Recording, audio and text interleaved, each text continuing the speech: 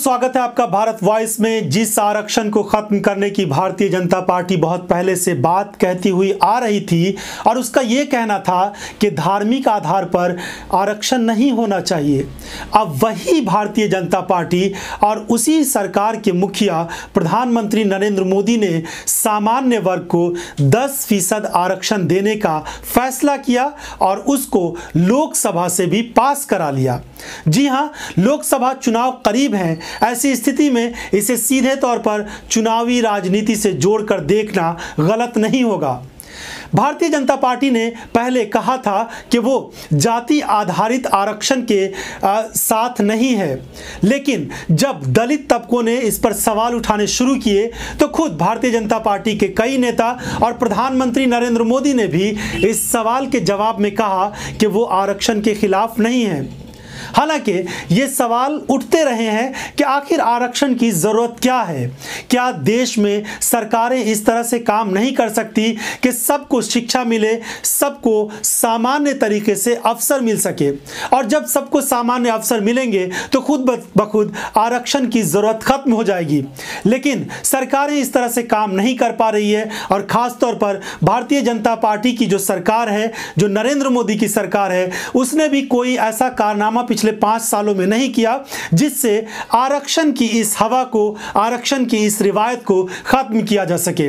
और आखिरकार भाजपा भी उसी आरक्षण में शामिल होते हुए अपनी नैया पार लगाने की कोशिश में है। सामान्य वर्ग को 10% आरक्षण दिए जाने के सरकार के इस फैसले के बाद कई तरह के सवाल उठ रहे हैं। जब अपने देश में शिक्षण संस्थाएं शिक्षा देने के लिए सही तौर पे काम नहीं कर रही हैं, तो ऐसी स्थिति में इन रिजर्वेशन या इन आरक्षणों का क्या होगा। एक रिपोर्ट के आंकड़े को देखें तो कुछ और ज्यादा बात साफ हो पाएगी।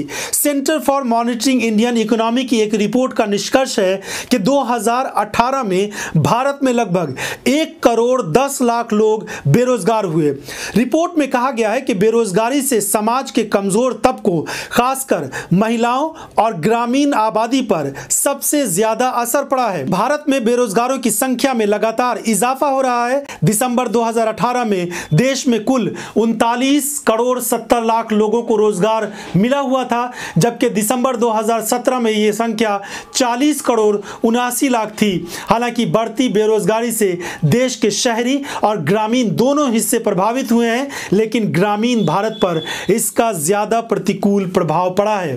तो आंकड़े ये बताते हैं, लेकिन सरकार की कोशिश है कि जो सामान्य वर्ग है उसको लुभाने के लिए कुछ ऐसा कदम उठाया जाए और रिजर्वेशन के साथ उस तबके को भी करीब लाने की कोशिश की जा रही है।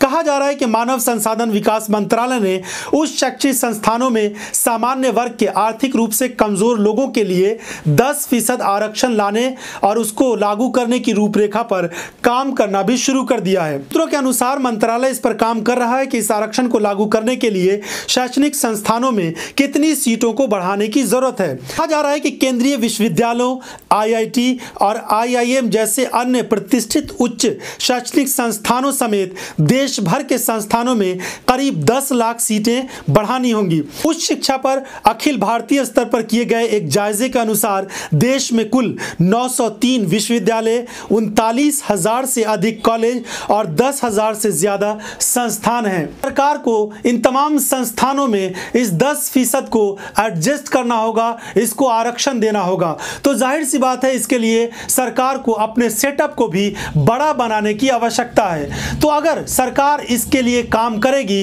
तो फिर क्या जरूरत थी आरक्षण की। हालांकि बहुत सारे लोग इस मामले पर खुलकर बोलने को तैयार नहीं है, क्योंकि किसी को वोट बैंक की चिंता है तो किसी को अपने जात और बिरादरी और अपने धर्म की चिंता है। ऐसी स्थिति में इस मामले में धीरे धीरे आहिस्ता आहिस्ता आने वाली रिपोर्ट्स बहुत सारी बातों को साफ करेगी और हम भी आपको आगे बहुत सारी रिपोर्ट से अवगत कराएंगे। फिलहाल इस पूरे वीडियो को देखने के लिए आपका बहुत बहुत धन्यवाद। अगर आपको ये वीडियो पसंद आया हो तो इसे लाइक और शेयर करना ना भूलें और हमें अपने सुझाव आप जरूर दें।